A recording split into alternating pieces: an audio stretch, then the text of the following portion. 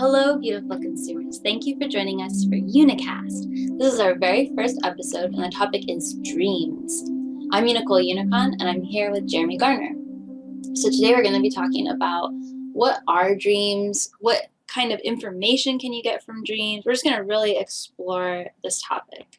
And Jeremy, you're pretty good with dreams. You're kind of like a dream expert. Would you say that's true?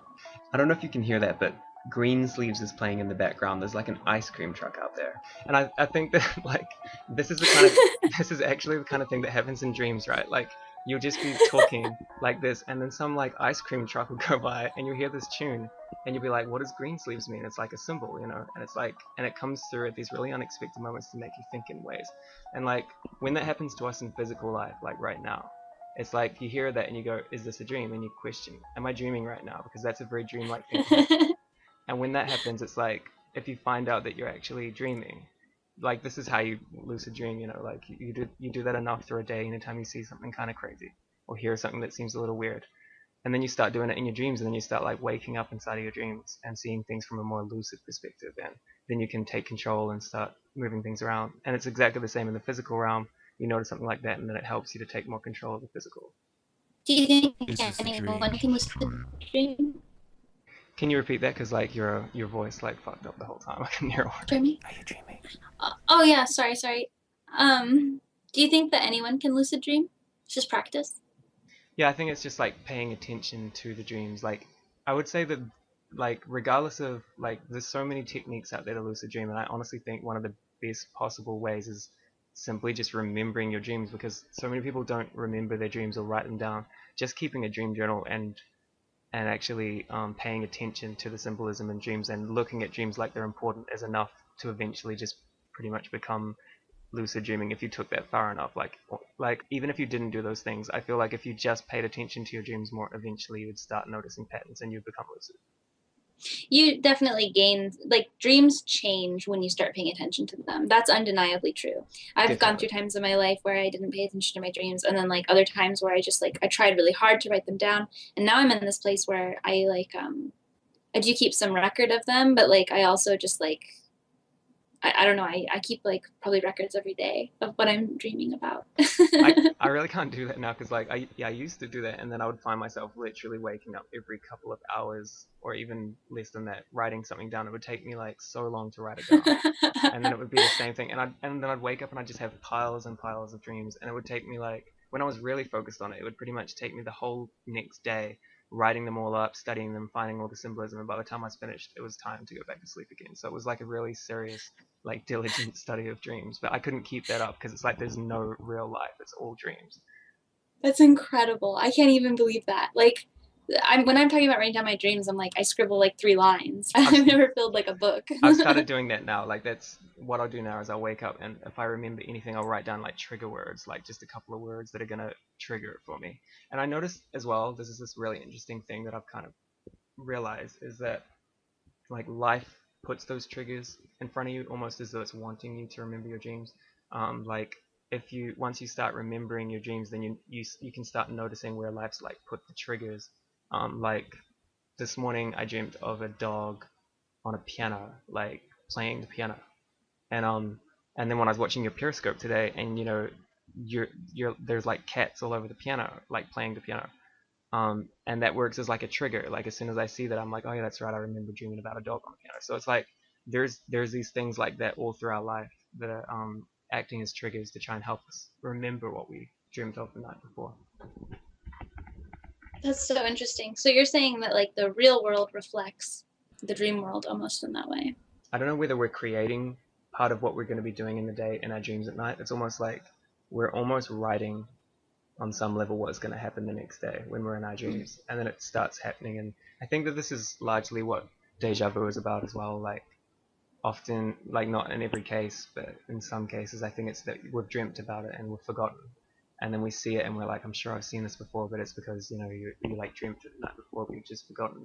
I'm sure that's not always the case. Sometimes it might be past lives or whatever, but or some kind of glitch in the brain. But I definitely think that that is the case in some scenarios. Like I have this one thing I remember where I wrote down all these dreams, and one of the dreams I had was I saw this guy on like a skateboard, but it was like motorized and it had handles, and he was like coming towards me down this like alley outside of a bar, and I wrote that down like, and then about a year later I was in this alley outside of a bar, and I was like, this feels really familiar. It's like this deja vu feeling, and I look up, and this guy comes at me with like a skateboard that's motorized with handlebars, and it's like not the kind of thing you would ever see, and I was like, this is really really weird and trippy.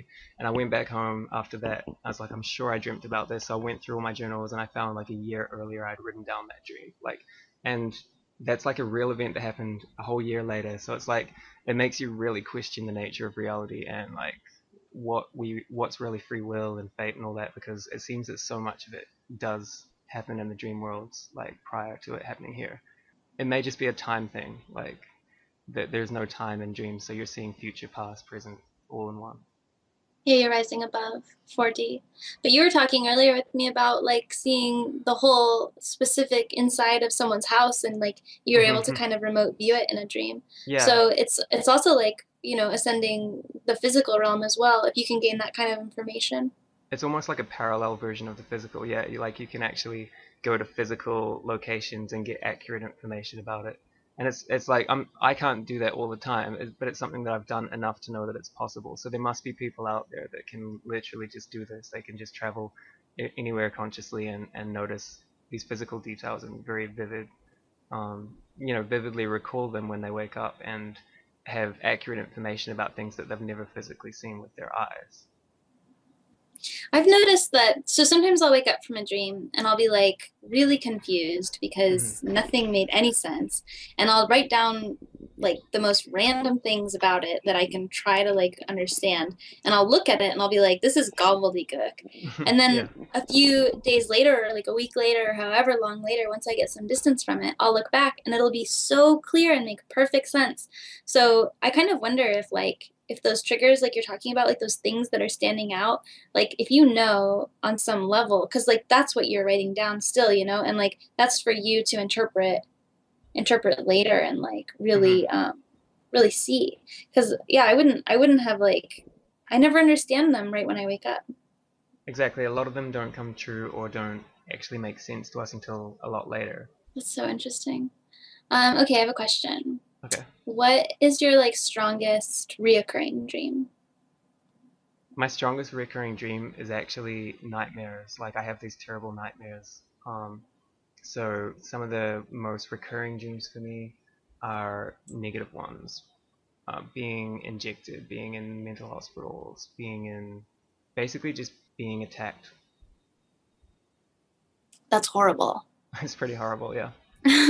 Mine are negative too. Like my reoccurring dreams are like about like getting lost, or and then like I finally find my way back home and everybody's like mad at me, Hmm. or like being in, I used to always dream about this one mall, and like I could draw this mall for you. It's not a mall I've ever been in, but and it's so funny to me, like my obsession with like commercialism, and like like how people like try to fill their hearts with like stuff, and like it's so funny that I go to this mall, and this mall is like a huge, like really beautiful, like expensive mall, and there's usually like one or two like shopkeepers in every store, but it's like pretty much abandoned, and like parts of it are crumbling, and like Hmm. I can go to the stores and like I can shop there, and I can like read the books in the bookstore. Like it's so weird, like I can go to this mall, like it's like like really, I'm dreaming about malls, but I've been dreaming about this mall for a really long time. Do you have any idea, like, the reason behind that? Like, what's actually making that recur to you? Like, have you ever thought about that much? I mean, seriously, I just think it's like this idea of like really feeling connected and like understanding, like being born Hmm. in like the USA, like in the late 80s. Like this is like Yeah. just part of the culture so deeply. I had the Yeah. same kind of thing with school. Like, I'll still dream of, like, getting lost in school areas, even though it's not even really a part of my reality anymore. It's almost that it had that deep of an impact while you were there. The anxieties that you Yeah. felt, or like you were afraid to miss this class or whatever it happened to be. And then like these same things will come up, these fears that are like dormant, they'll still be there years later. So it's like it's almost as though you haven't overcome them within yourself, and then when you can conquer them psychologically, then they stop reappearing in your dreams. Interesting. Okay, I have another question. some people are going to be listening and they're going to be like, what are these people talking about? What is the benefit to doing all this work in your dreams? What is there to gain? It depends if you're like, it depends what you're actually looking for. Because if you're a spiritual person, obviously there's a lot of spiritual knowledge and information to be gained, a lot of guidance for your life, a lot of wisdom. But even if you're not, if you're an artist or a creative person, I think that's really where it becomes the most useful. Like for me, it's been, I've received full songs, all of the lyrics, all of the melodies from dreams. So it's like, to me, that's a pretty useful tool. Like to just be able to go to sleep and wake up and you have a new song. What's your favorite song that you've brought back from the dream realm? Probably Elevation or Children of Saturn. Except these were actually songs that came from out of body experiences, which is there is a crossover, but they weren't strictly dreams. What's the difference between a dream and an out-of-body crossover? Is it just the fact that you're asleep? Because I've had really similar experiences in both like trance meditation and dreams, to the point where like sometimes I'm recalling something that I saw in one of those states and I won't remember at first which one it Yeah, was. I know what you mean. Like trance meditations and dreams, I think are extremely similar to the point where you almost can't tell the difference, except I find that I'm not as deeply in a trance as what I am in a dream. Like when I'm in a dream, it's a much deeper experience and I don't have as much control over it. And then you have the lucid dreams, which is a slightly higher level of consciousness where you're able to control the dream realm, but and you still know that you're in a dream. But then with the out of body experiences, it seems like it's even higher than that. It's like it's more that you know that you're lying in your bed in your room and you float out of your body and it feels just like the physical realm. And that's not to say lucid dreams don't feel like the physical realm, but it's just they have a feeling of that this is a dream, whereas an out of body experience to me seems a lot more realistic. However, I've also found that out of body experiences have a lot of symbolism in them as well, and even more so than dreams at times, that you come back to your body and then you realize you have to really pay attention to the little things that you saw, or something that might be a little bit different in your room or something, because it's trying to tell you something. So do you think that daydreams can have this same kind of symbolism? Like, do you think we should be investigating our daydreams more Yeah, closely, or do you think they're like too conscious?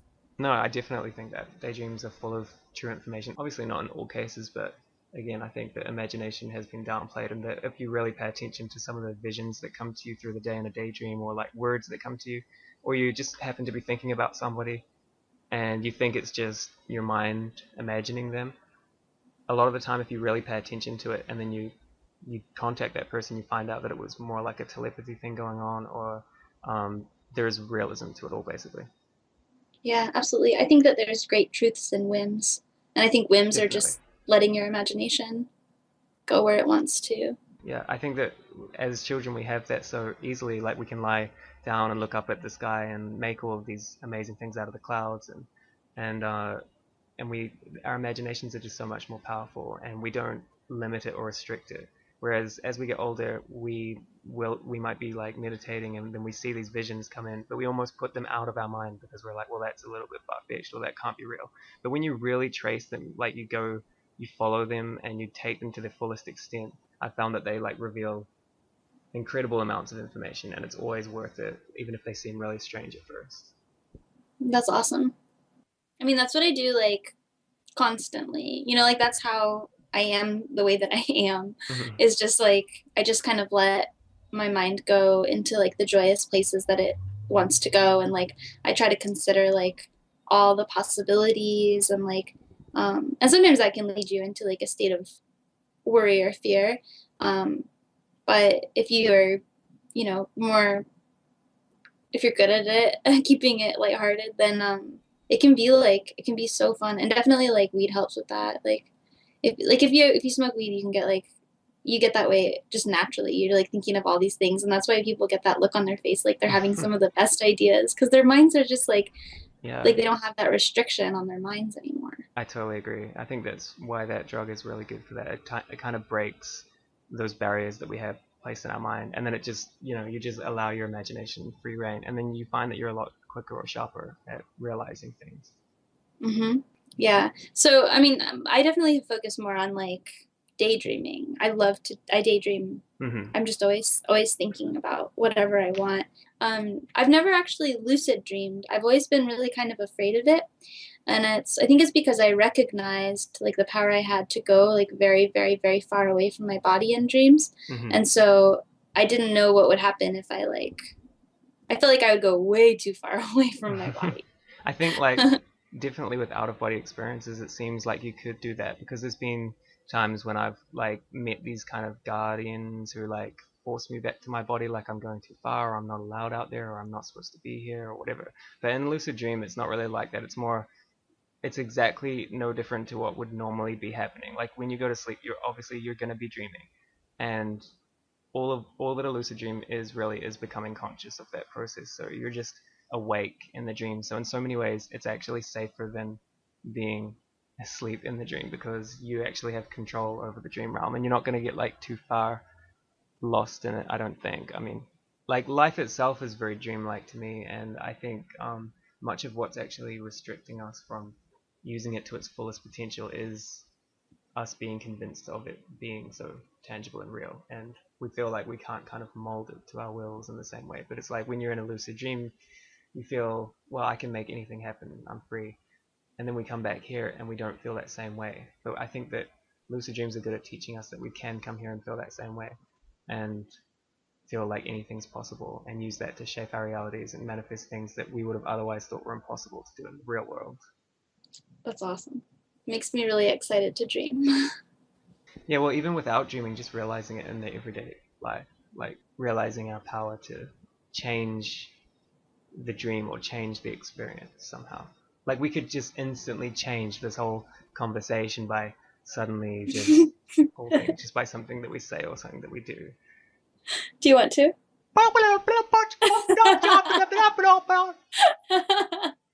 Did you get those reports on your desk for Monday? Well, it's because, see, like that's what I mean by we don't. Well, I don't feel free, and I should do. It's like there's like a part of us that in our dreams it's like, well, this is a dream, so now I can do anything, and I'm not afraid anymore. But then in this world, it's like we have these barriers that exist psychologically. So we feel, well, we can't do this because if we do this, then this person's going to judge us in this way, and if we say it like this, then this person's going to think this, and we start putting all these like barriers on it, and then before you know it, we're like locked into this very physical thing. But if we could free ourselves from that, we'd become a lot freer in just dreams and in the physical realm, because we wouldn't be worried about saying something wrong, doing something differently. Just be free to do whatever we want. Yeah, it's like belief makes real. That's all. It seems like that's all lucid dreaming is like realizing that it's a dream and then believing that you can do anything in dreams and then doing it. So yeah, bringing that to the real world it seems pretty practical. I think that's probably the most powerful statement that you put out there. Belief makes real. It's like, I think everyone should repeat that to themselves multiple times every day. Even in the dream realm. Use it as a trigger so that when you repeat that in your dream realm, it reminds you that you're dreaming. It's so weird. Like whenever I think about doing this, my heart starts pounding and I get really nervous. Like I don't know why I'm so afraid to lucid dream. Well, maybe maybe it's not for everyone. I mean, like I'm sure that I would love it. Like it sounds great. I just I don't know. I just get nervous about it. I have no idea why. Like you've never had any kind of experience in a dream where you suddenly become aware of your surroundings, or you start. I have. I was thinking about it. It's like it's been like, okay, oh, I'm dreaming, and then like I kind of am just like, oh, shut the whole thing down. Okay. Or just like pretend like it's not happening. Okay. So what is it that you're afraid of happening? Getting too deep into it or getting lost? I don't know anymore. Like I thought that I used to say like I used to feel like it was like I would go really far out of my body, but I've done that now, and I've gone like to the galactic center, and I've like gone through space, and I've like fought battles on planets I have no idea about, and like I've done all that, like, and I feel like those experiences were so real because I would wake up feeling exhausted or empowered or whatever, and so to think like that is my fear. It's not that anymore. So I don't know why I should try it. But it's not something I do all the time anyway. Like lucid dreaming for me is nowhere near as frequent as just waking up and remembering the symbolism of dreams. And even though lucid dreams are way more fun, as far as like learning things from your dreams or coming to all these realizations of symbolism, you can do it all just with your normal everyday dreams. So I think honestly the most important thing is just remembering dreams, and you don't even have to write them down, but just waking up, and you just don't move when you wake up, because as soon as you move, it kind of like Fades jolts. away. Yeah, it just disappears. So it's like you stay completely still when you wake up. You don't even necessarily have to open your eyes, but you just lie there and allow yourself to go back over all of the You dreams. replay it. Yeah. Yeah. So earlier you said you had a dream about a dog playing a piano, and that blows my mind because every dream I've ever heard you talk about has been like really profound and significant. I wonder, like, do you think that all dreams are that way, are profound and significant, or do you think like sometimes, like, can you tell the difference between a profound dream? What are there like keys that like are there indicators that something is going to I be think profound? like what makes anything profound is the interpreter, really. Yeah. Like you can meet people in your life that seem sort of like mundane or really, really deeply spiritual, like really profound and everything, but you could learn something far more profound just by listening to that so-called mundane person, because like they might have some way of putting something that you just like you suddenly realize that it was concealed in the way that they were portraying it, but it was the same kind of profound message. And I think same with the dream, like you see a dog playing a piano and you think it's just a random image, but maybe there is something profound in that image. I don't know what it is, but what makes something profound is the interpretation of it. Yeah. Yeah.